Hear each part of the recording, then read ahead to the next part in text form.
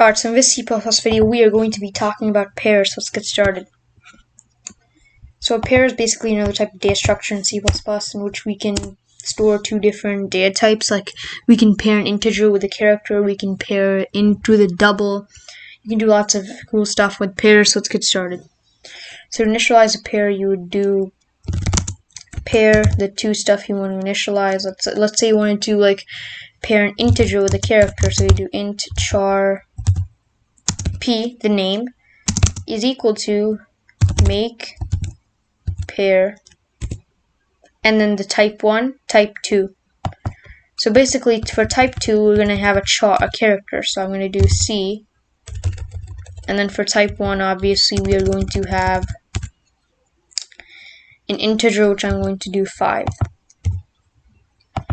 Now what the pair is going to do is it pairs an integer with a character of a two data type. So I could have done int and double, and then this would no longer be C, this would be something like this. So that's how you would basically use a pair. And now we have a pair, so I'm going to change it back to what it should be. There we go. Now if I run the program, let's see what we get. We get nothing because obviously we didn't output anything, so let's output something. Now to output, like, let's say you want to output the first element in a pair, you would do p.first. Now this will take the first element, you put the name .first, which gives you the first part of the pair, and it outputs 5 because 5 is the first element. And now if I wanted to output C, I would just do cout p.second.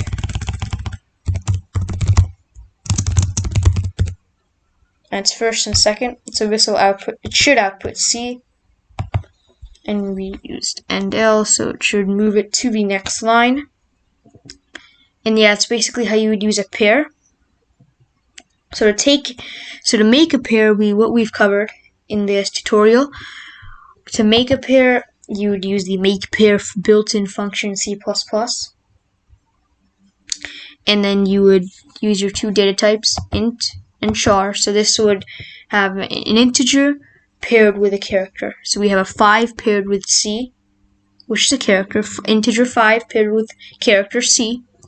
And now our output over here is p.first gives us the first part of our pair, 5, and p.second gives us C, which is the second part of our pair. So hopefully this video is helpful, and yeah, it's introduction to pairs in C++.